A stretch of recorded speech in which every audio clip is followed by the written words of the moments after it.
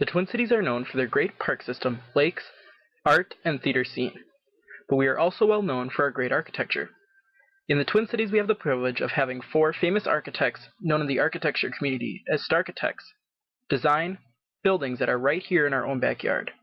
Those buildings include the Weisman Art Museum, Rapson Hall, the Minneapolis Central Library, and the Guthrie Theater.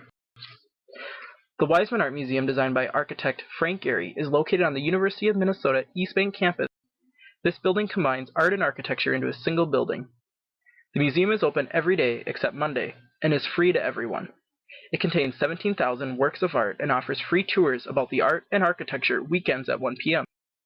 Frank Gehry has a special connection to the building since it was the first building he designed that used curved steel, which has since become his style of architecture, placing him in the Starchitect category. Because of this status, he has become somewhat of a celebrity and was even featured in a Simpsons episode. He also has a special connection with the building because he got to come back and design the expansion to the Weisman, which, as an architect, is something most don't have the opportunity to do. The new expansion opened in October. Another example of Starchitect work is the addition of Rapson Hall, which is also located on the East Bank campus and is home to the College of Design School of Architecture. This building was designed by world-famous architect Stephen Hall, who is known for many great projects here in the US, Europe, Japan, and China. The building nearly doubled in size of the original architecture building and features lab space, an auditorium, and the architecture library. It is particularly unique because it uses insulation glass, which lets in light, but does a good job keeping the outside elements out and the inside temperatures in. It is also important because it is essentially the opposite of the original building.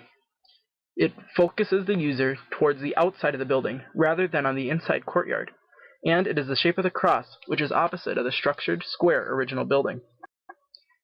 The Minneapolis Central Library is also a great work of architecture designed by architect Cesar Pelli. This space features 2 separate buildings joined by an atrium that appears to have a floating roof. In one of the buildings is meeting space, a cafe, and an auditorium. The other building features the 5-story library with its computer labs, children's library, and teen center.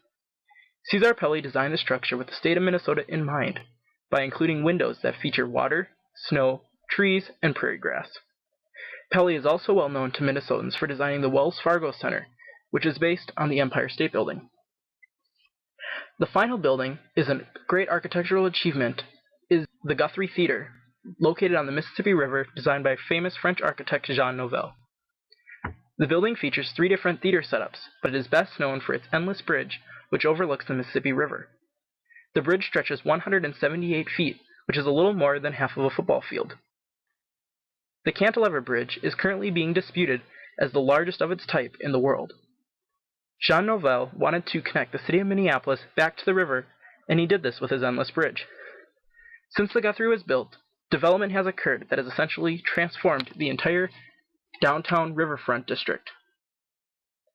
As you can see, there are great architectural works right here, just a short walk away, while others are still close and are only a $1.75 bus trip away. So put on your walking shoes and visit Rapson Hall, go look at some incredible art at the Weisman for free, or catch a bus to read at the Central Library, or even go see the famous play The Christmas Carol at the Guthrie Theater and experience these great architectural buildings for yourself.